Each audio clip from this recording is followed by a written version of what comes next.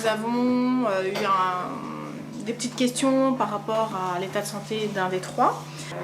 Apparemment, il y a dans un des trois, une des trois personnes avait un problème mental sévère, donc était considérée comme handicapée mentale. Donc ça a été un choc pour nous d'apprendre ça, parce que nous n'étions pas du tout préparés et c'est vrai que nous n'avions pas mentionné d'handicap particulier. Et on a essayé de nous rassurer autant qu'on pouvait, mais on nous a bien dit que c'était quand même assez sérieux.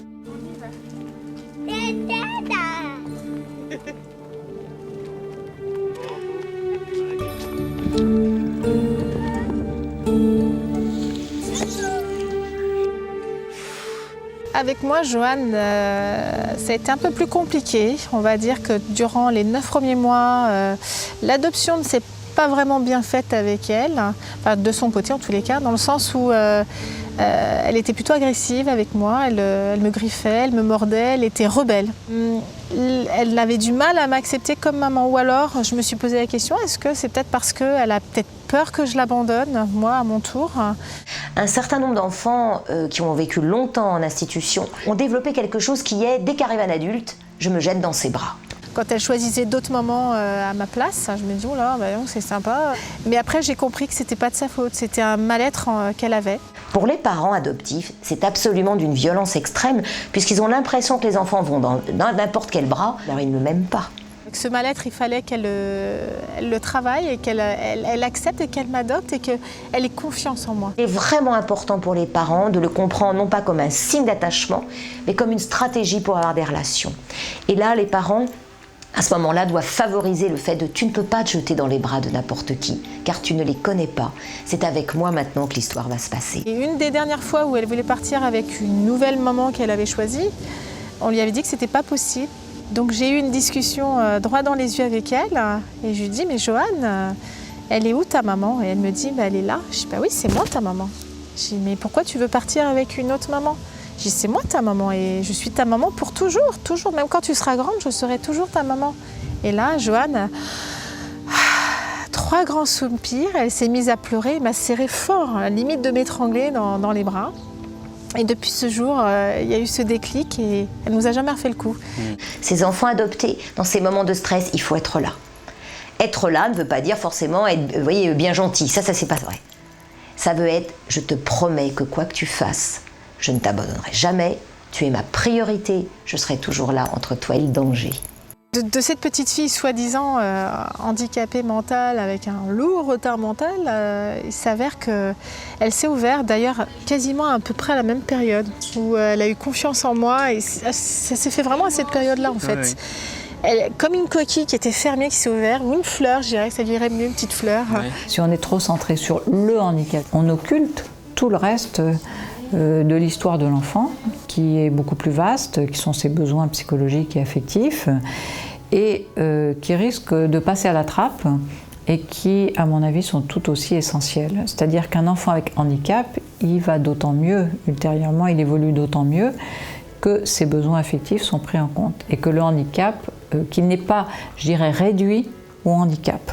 La maîtresse était très inquiète, elle disait « Oh là là, votre fille, elle évolue pas du tout, on va avoir encore une année, il faudra peut-être envisager autre chose l'année prochaine si elle évolue pas. » Alors l'évaluation du retard mental dans l'adoption, on ne la fait jamais au début.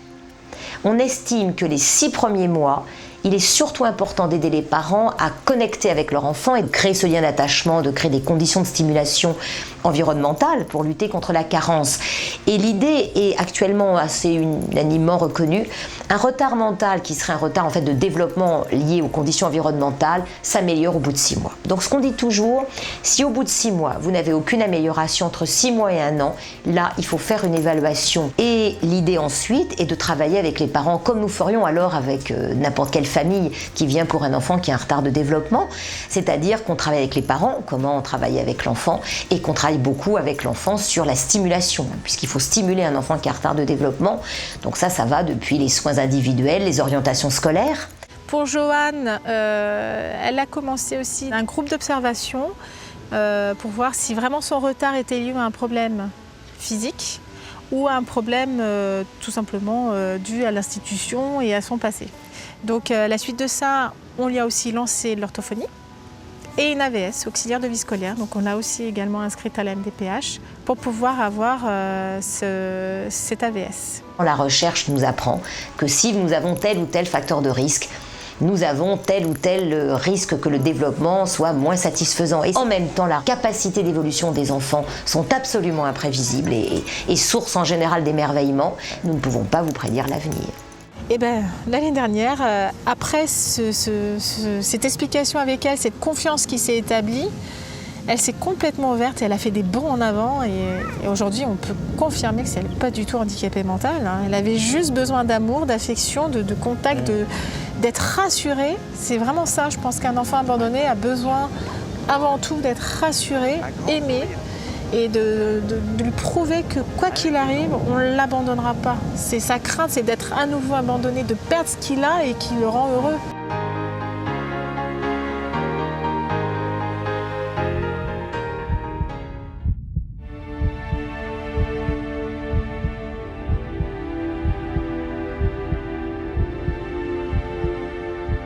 Notre rôle, c'est d'accompagner les candidats agréés vers l'aboutissement de leur projet d'adoption, mais également vers le deuil de ce projet quand il ne peut pas aboutir, puisque toutes les familles ne vont pas adopter, c'est évident. Il faut mieux savoir renoncer à une adoption que d'adopter un enfant qui ne correspond pas à l'enfant dont on a rêvé. Ça, j'insiste fortement là-dessus, il faut savoir renoncer à une adoption. C'est un acte de grand courage et c'est un acte salutaire pour le couple, pour la femme seule ou pour l'enfant. Un échec d'adoption, ça entraîne des catastrophes pour les parents, mais aussi et surtout pour l'enfant. Se retrouver réabandonné, vous conviendrez que c'est une catastrophe totale.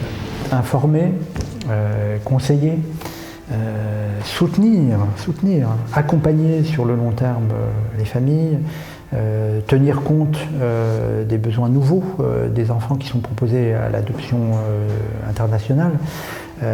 Telles sont les missions passionnantes, même si elles sont tous les jours un peu plus complexes, que réalise l'Agence française de l'adoption.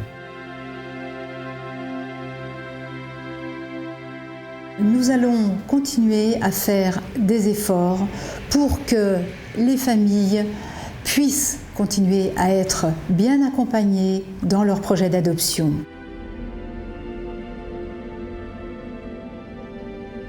Alors l'AFA effectivement a été une aide quand au départ on se questionnait, forcément on a besoin d'avoir un écho pour nous orienter, pour éclaircir nos idées, pour savoir si on n'est pas en train de se leurrer ou de se raconter une histoire sur qu'est-ce que l'adoption. L'AFA va intervenir si nous on demande quelque chose. Si on a un besoin quelconque, une demande particulière ou quoi, ils vont pouvoir nous apporter la réponse. Pour une femme célibataire, parce que vous arrivez, vous ne savez pas ce qu'il faut faire, à qui vous devez vous adresser, vous êtes pris en charge du début à la fin. Donc ça, c'est un gage de confort, vraiment.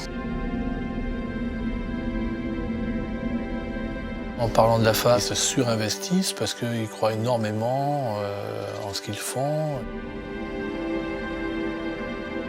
C'est pas parce que l'adoption est terminée que l'AFA ne communique plus avec nous, au contraire, nous ne sommes pas tout seuls.